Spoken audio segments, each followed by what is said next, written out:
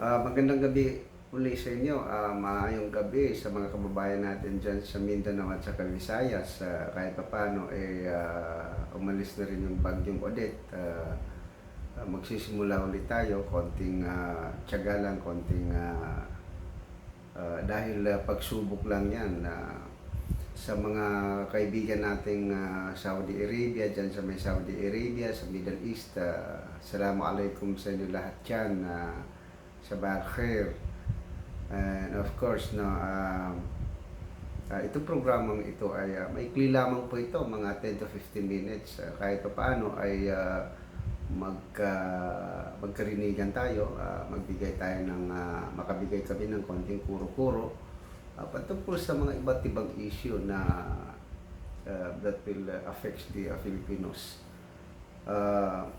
Of course, itong programang ito ay, ang segment ito ay Boses Ko, Share Mo.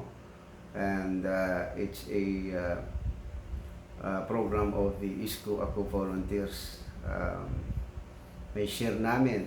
The purpose of this program is to have to have the platform that we can share our knowledge about the ISCO's program of or platform of government. Anyway, before ay tulad ng dati, may konting chill-chill lang, yung kanta-kanta in the late part of this segment, para kahit paano ay mawili yung mga kababayan natin na mawili or just they felt na kahit paano maaliw sila doon dito sa konting maikling programa natin. But I would like to give a konting pahapyaw lang po sa mga kaibigan natin dyan sa Saudi Arabia, yung mga nakikinig dyan sa Saudi Arabia.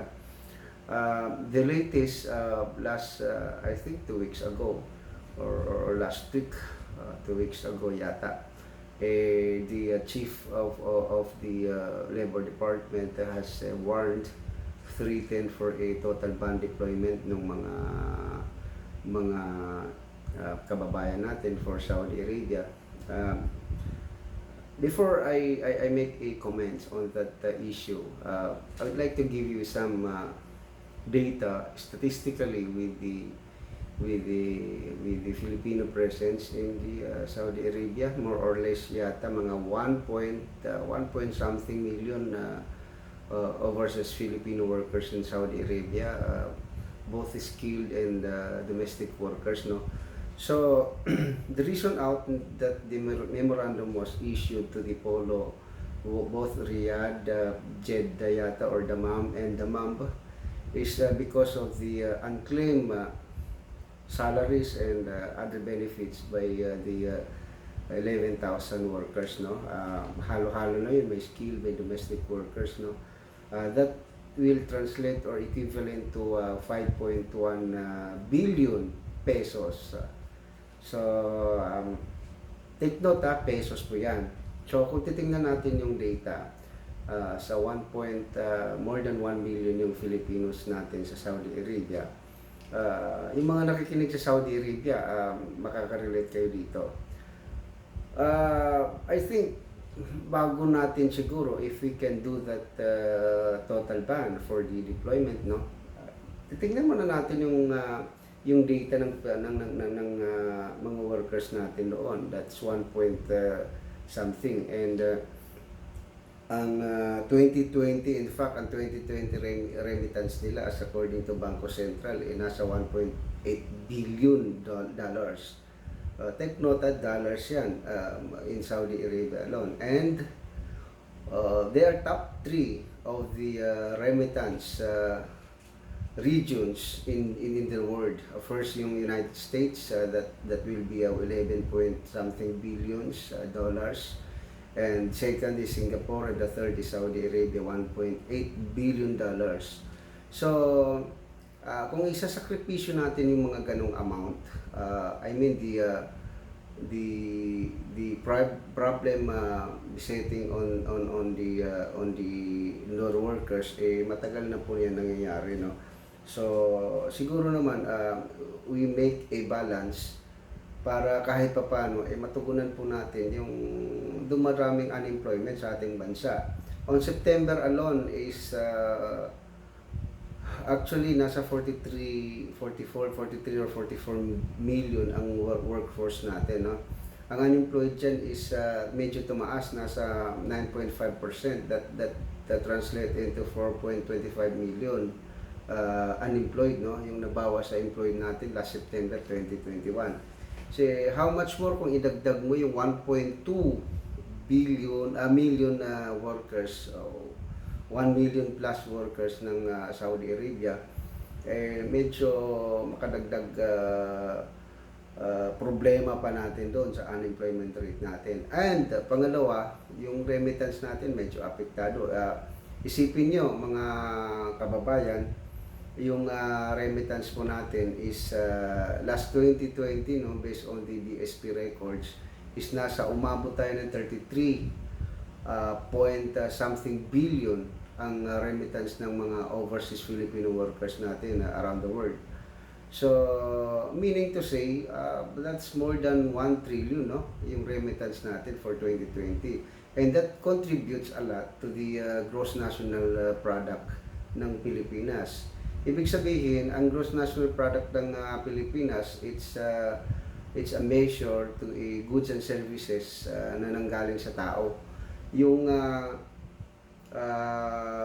magkano yung naipasok sa Pilipinas na nanggaling sa kanilang their own citizen, both domestically and then internationally or abroad. So ngayon sa GNP natin, ang laking contributions ng mga overseas Filipino workers natin, that is almost 10%. So 10% nung GNP natin na contributions ng OFW, talagang malaki. Malaki yun. Aside from the yung mga domestic products natin na kumikita, yung mga revenues natin, pero malaking contributions ng OFW. Kung itapyas natin or tagalan natin itong $1.8 billion average, kahit pa paano, masakit din yun kahit pa paano, or medyo nakakabawas din doon sa contributions natin for the GNP ng ating bansa. So ngayon siguro, for my personal point of view, let us make a holistic solution to the problems, perennial problems of that OFWs, no? Specifically yung domestic workers, no? Kasi ibabalance natin dito mga kababayan yung needs at saka yung the survival and the protection ng mga kababayan natin, especially particularly itong mga domestic workers. Survival dahil talagang wala silang chance, opportunities na magtrabaho dito sa ating bansa, and the protections because that would be the responsibilities of the government. For instance, yung during the deployment period, no, sometimes yung hindi natin masisi mga kababayan natin na talagang they will take a risk, no, para makaalis lang, no, para makapunta lang sa ibang bansa. Pero ganun pa man, it's a duty of the government to protect them. So hindi ibig sabihin sa aking gana, sa aking pananaw, yung survival nila, I mean yung benefits na makukuha nila ay sakripisyo mo because of that certain protections na ibibigay natin sa kanila na pwede pa naman, may mga option pa naman. There is an option that would relieve to that particular issues, no, yung problema sa ibayong dagat. So siguro naman let's take a considerations doon sa nakikita nilang total ban deployment sa ating mga kababayan dyan sa Saudi Arabia. So ito, pahapyaw lang po yun for the Saudi Arabia workers, no? Kung marami tayong mga kababayan dyan, maraming nakikinig dyan ng mga kababayan natin, konting kwan lang, pray lang kayo, pagsubok lang yan. Kaya ito naman tayo, kanta naman tayo because it's only a 10 to 15 minutes segment. Medyo konting kantahan ito. Pagsubok. I'd like to sing a pagsubok, no, sa mga kababayan natin na salanta ng bagyo. Pagsubok lang yan. Everything will be in the good hands if we can pray, if we can believe to Him, no? So, kailangan lang po natin manalig, magbigay ng tiwala so that we can be able to surpass all of these trials, no? So, muli, chill-chill naman tayo, konting kanta naman, pagsubok.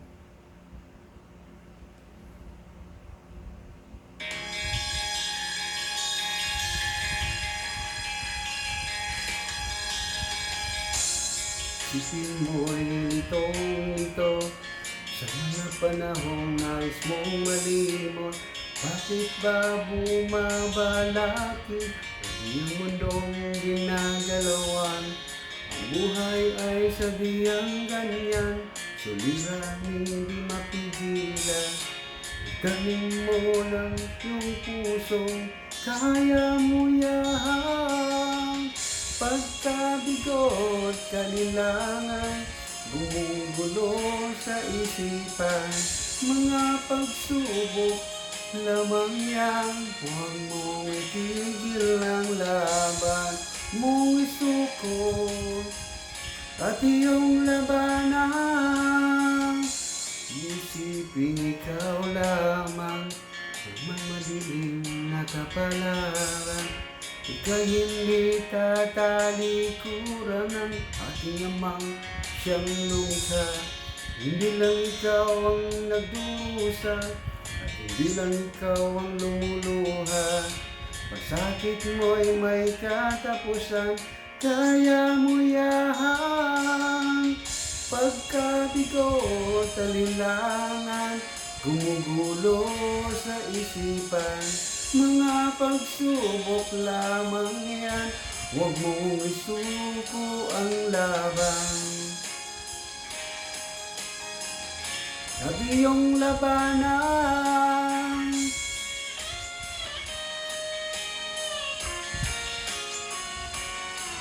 So, yung mga net followers po natin dyan, it's a segment for 10 to 15 minutes ng issue of the volunteers.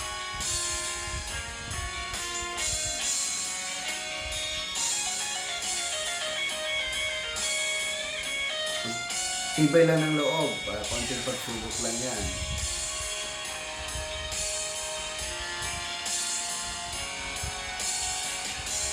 Bilang ikaw ang durusa, bilang ikaw ang lumuluha.